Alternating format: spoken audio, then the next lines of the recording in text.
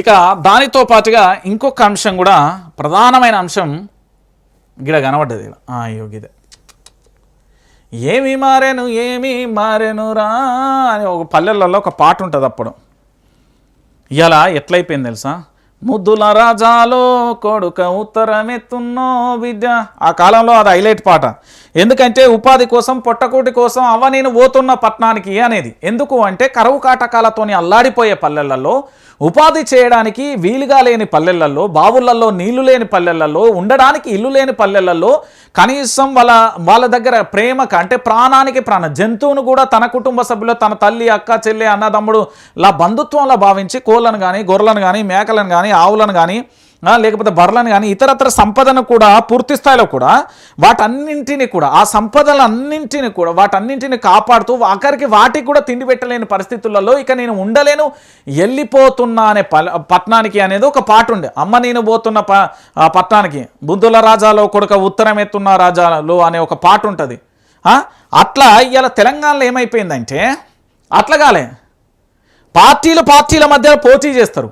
అన్నదమ్ములు పోటీ చేస్తారు, అక్క చెల్లెలు పోటీ చేస్తారు, తండ్రి కొడుకులు పోటీ చేస్తారు, ఇద్దరు మన తోటి కోడలు పోటీ చేస్తారు. ఈ పోటీలల్లో ఒక ఆస్తి కరిగిపోతుంది, ఇంకొక ఆస్తి పెరిగిపోతుంది. కరిగిపోయినోడు పట్నం వచ్చి వలస జీవిగా మారిపోతున్నాడు. ఒక ఆటో డ్రైవర్గా కనబడ్డాడు, ఒక అడ్డా కూలీగా కనబడ్డాడు, ఏంది అంటే ఒక హౌస్ కీపింగ్గా కనబడ్డాడు, ఒక ఇండ్లలో పనిచేసే వ్యక్తులుగా కనబడ్డాడు, వాచ్మెన్లుగా కనబడుతున్నారు, అటెండర్లుగా కనబడుతున్నారు, ఆఫీస్ బాయ్లుగా కనబడుతున్నారు, రోడ్ల మీద ఫుట్పాత్ మీద అడక తింటున్న అక్కడ బెగ్గర్ల దగ్గర వీళ్ళు కూడా బాధతో ఏమి చేయలేక వాళ్ళ మొహాలను చూస్తున్నారు. చాలామంది రాజకీయం చేసి వాళ్ళ జీవితాలు ఆగం చేసుకొని ఈ హైదరాబాద్ పట్టణంలో కోకొల్లలుగా వచ్చిన వాళ్ళ జీవితాలు మస్తున్నాయి. ఒకరా ఇద్దరా అని కాదు, చాలామంది లిస్టు చేయొచ్చు. అంతమంది ఉన్నారు ఈ తెలంగాణ గడ్డ మీద. ఇవాళ అదే అయిపోతుంది. ఇప్పుడు సర్పంచ్ ఎన్నికలలో గంతే అయిపోతుంది. అధికారం ఉంటే ఇప్పుడు ఆంధ్రప్రదేశ్లో ఒక నీతి ఉంటుంది, మీకు తెలుసో లేదో. ఆంధ్రప్రదేశ్లో తెలుగుదేశం వెళ్తే వైసీపీ వాళ్ళు ఎవరు ఆ ఊళ్ళల్లో పల్లెలలో ఉండరు. వాళ్ళు హైదరాబాద్, బెంగళూరు, కర్ణాటక, ముంబై, తమిళనాడు, మహారాష్ట్ర వెళ్ళిపోతారు. మళ్ళీ వాళ్ళ పార్టీ అధికారంలోకి వచ్చినా మొత్తం అందరూ వచ్చేస్తారు, సాఫ్ చేసేస్తారు. మళ్ళీ ఫైటింగ్లే, ఇక అంతా వేటకడవలు, నాటు బాంబులే ఉంటాయి. ఈ తెలంగాణలో ఇప్పుడేమైపోయిందంటే అధికార పార్టీ వచ్చిందా లక్షలు పెట్టి, అరే సర్పంచ్కి ₹1 కోటి ఖర్చు, 88 లక్షలు, 55 లక్షలు. ఏంది పైసలు ఎక్కడి నుండి వస్తాయి? ఊళ్ళల్లో ఏమైనా వైన్ షాప్ తయారు చేస్తారా? ఫ్యాక్టరీలు మొత్తం తాగుపోయిస్తున్నారా? యాన్ని ఉండతాయి, లేదా వ్యభిచార గృహాలుగా ఏం చేస్తున్నారు? అసలు ఏం చేస్తారా? ఆ విలేజ్ని ఏం చేస్తారు అనేది ఎవరన్నా అడుగుతారు? రేపు ఏమన్నా చేస్తే అలాంటి అసాంఘిక కార్యక్రమాలు చేస్తే ఎవరు అడగాలి? నేను ఇంత ఖర్చు పెట్టిన భయ నీకు ఇచ్చిన నువ్వేం చేస్తావంటే ఏం చేస్తారు? ఆనాడేమో పల్లెలలో కరువు కాటకాలతో పట్టణానికి వస్తే ఈరోజు రాజకీయాలలో జీవితాన్ని కోల్పోయి పట్టణానికి వస్తున్నారు చాలామంది. ఒక్కరు కాదు, ఇద్దరు కాదు. చాలా కన్నీటి హృదయ విదారకమైన సంఘటనలు ఇవి. నిజంగా నేను ఒక ఆయనను చూసిన 1998 నుంచి 2004 కావచ్చు, 2009 కావచ్చు, 2014 కావచ్చు, 2018 కావచ్చు, 3-4 పర్యాయాలు సర్పంచ్గా ఓడిపోయి ఇదే హైదరాబాద్లో ఆయనకు కిడ్నీ సర్జరీ అయితే ఒక కిడ్నీ మీద ఆటో తోలుకుంటూ మన ఏంది అంటే చిన్న వాటర్ ట్యాంకులు ఉంటాయి చూడండి, అక్కడ లేదా మెట్రో స్టేషన్ కాడ పబ్లిక్ వాటర్ త్రాగునీరు అని ఉంటుంది కదా మనకు. ఇప్పుడు రైల్వే స్టేషన్లలో వెళ్తే నల్లలు ఆ నీళ్లు పట్టుకొని కనీసం ₹10 వాటర్ బాటిల్ కొనలేని దీనమైన దరిద్రమైన జీవితాలు అనుభవిస్తున్నారు. రాజకీయంగా ఊళ్ళల్లో నేను గొప్ప నేను నిరూపించుకొని పంతానికి పోయి ఈరోజు పతనమై బ్రతకడానికే బ్రతుకు జీవుడా అనే పరిస్థితి, 3 పూటల బువ్వ లేని పరిస్థితి ఉన్నది. ఆయన వాళ్ళ భార్య చనిపోయిందట, ఇద్దరు పిల్లలను హాస్టల్ వేసిండు. ఆయనకు ఉన్నది ఒకటే కిడ్నీ. ఆయన మళ్ళీ మెడిసిన్ వాడాలన్నట, ఈ ట్రాఫిక్లో రోజు ఆటో తోలాలన్నట. ఎంత బాధాకరమైన విషయం ఒకసారి ఆలోచించండి. నేను ఎందుకు ఈ విషయాన్ని చెప్తున్నానంటే ఈ దాడులు ఇవన్నీ పంతాలకు పోయి అరే గెలిచినా ఓడినా ఏముంటుంది, గెలిచిన వాళ్ళకి సంతోషం. ఇప్పుడు ఇద్దరు గెలవాలి, ఇద్దరు ఓడిపోవాలంటే కుదరదు కదా.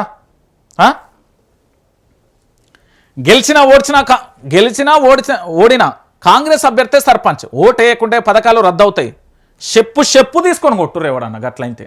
మీ ఎడవకాలు చెప్పు తీసుకొని కొట్టుర్రి. రేవంత్ రెడ్డి దగ్గరికి నేనే తీసుకుపోతా, మంత్రుల దగ్గరికి నేనే తీసుకుపోతా.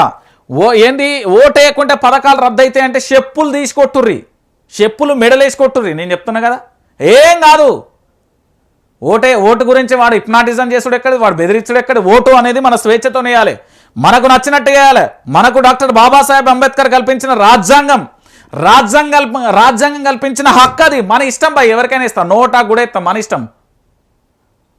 ఓటు వేయకుంటే పథకాలు రద్దయితాయని ఎవడన్నా మాట్లాడితే చెప్పు తెగదాకా కొట్టురు, తర్వాత చూసుకుందాం.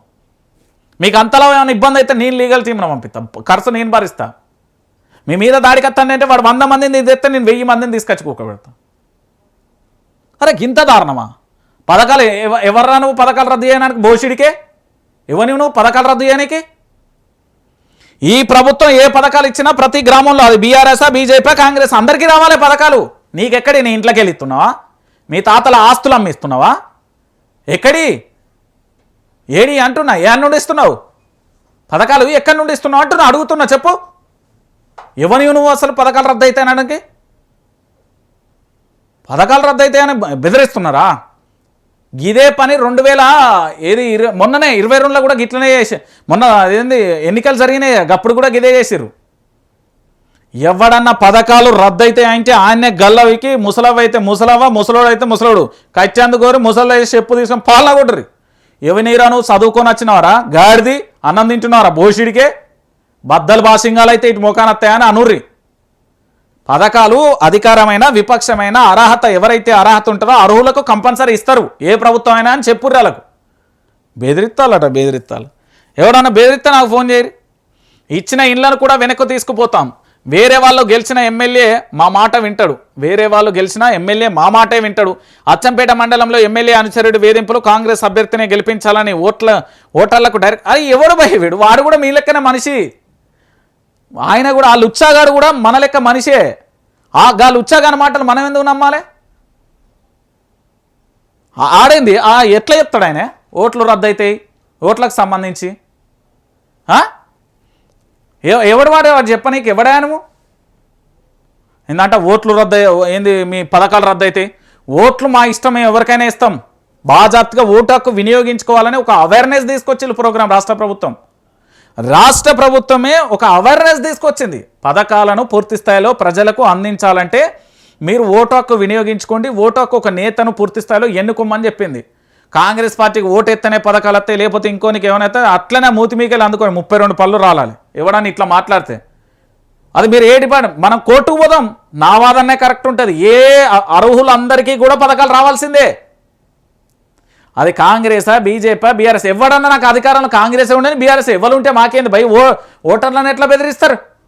What non sense. తెలంగాణలో వీళ్ళు ఇష్టం ఉన్నాడు, ఎవరిని భయపడకూరి, మీకు నచ్చిన వాళ్ళకి ఓటేరి. మీరు నోటాకు వేసిన పెద్ద ఫీల్ అయ్యేది ఏమీ లేదు. మీకు ఎవ్వరు అభ్యర్థులు నచ్చలే, నోటాక్ అన్నారు, కానీ మీ ఓటాక్ అయితే వినియోగించుకోరు. ఇప్పుడు నేను ఓటాక్ ఎందుకు వినియోగించుకోమని చెప్తున్నా అంటే, ఒకసారి జూమ్ చేయి. నేను ఓటాక్కు వినియోగించుకున్నా. నేను ఎందుకు ఈ మాట చెప్తున్నా అంటే, మళ్ళీ చెప్తా. నేను ఇక్కడి నుండి మా ఊరికి పోయి ఓటాక్కు వినియోగించుకొని ఓటు వేసొచ్చిన, నాకు రాజ్యాంగం కల్పించిన హక్కు, నా విధి, నా బాధ్యత. ఓటు అనేది నేను వినియోగించిన. ఎందుకు ఓటేసిన? ఓటు అనేది మనం వేయాలి. మనకు అభ్యర్థి నచ్చినా అభ్యర్థి నచ్చకపోయినా, లేకపోతే మంచోడు ఉంటే మంచోడైనా, లేకపోతే ఎవరి నచ్చపోయినా నోటాకైనా ఎవరికైనా మనం ఓటు వేయాలి. ఓటు దేనికోసం ఎత్తామండి? ఓటు ఎవరి కోసం ఎత్తాం? మన కోసం వేసుకోవాలి. మన పాలన కోసం, మన గ్రామాల అభివృద్ధి కోసం మనం ఓటు వేయాలి. నేను ఎందుకు వేసిన ఓటు? ఎందుకు ఓటు వేయాలి? ఓటు అనేది చాలా అవసరం. ఓటు వేయకపోతే ఎట్లా? ఓటు లేకపోతే పరిస్థితి ఏంది అంటున్నా, అంతే కదా.